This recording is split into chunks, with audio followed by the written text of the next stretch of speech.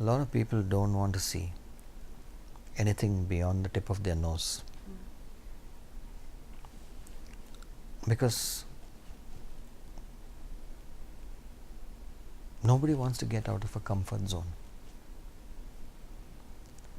That's why it's called a comfort zone.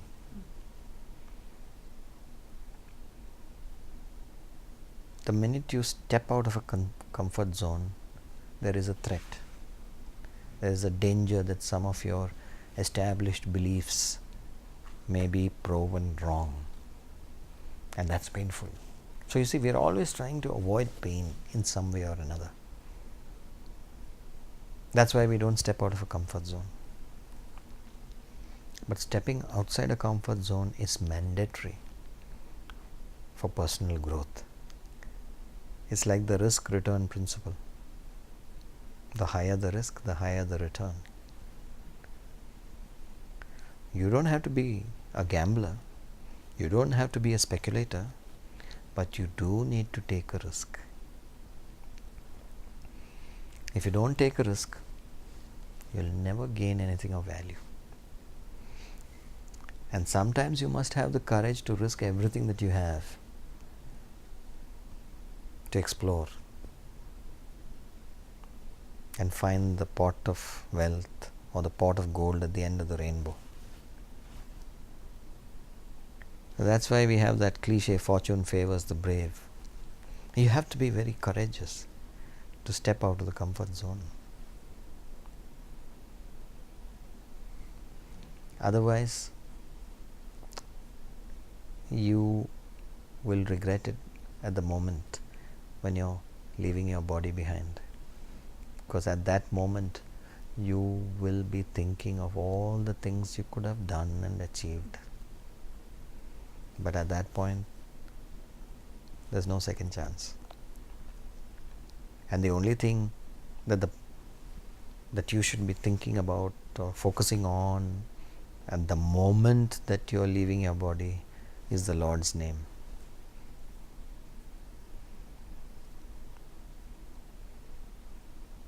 And if you're focusing on what you could have achieved, you will come back in the next birth and be stuck with all the problems again, more intensely.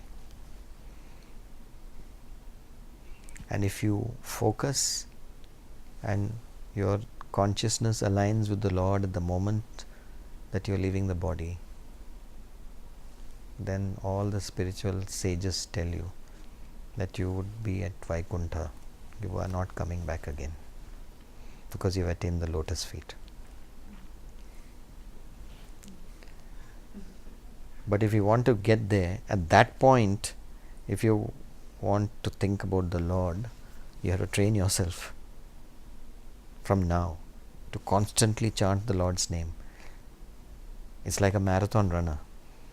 I can't wave a magic wand and say abracadabra, you run a marathon from now.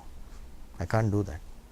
I'll have to train, and you'll have to train bit by painful bit, step by painful step, to run 10 meters, 100 meters, 500 meters, 1,000 meters, 1 kilometer, 10 kilometers, and 42 kilometers. You train to run a marathon. You can't wake up one morning and decide to run a marathon. It won't happen. In the same way, you have to train yourself to hardwire the Mahamantra into your consciousness by repeating it every breath, every waking moment. You have to chant it silently, so that even in your sleep, the mantra is running silently. And if you train yourself to do that, then maybe at the moment that you're passing away, you will be chanting it. Maybe. That's the task before us.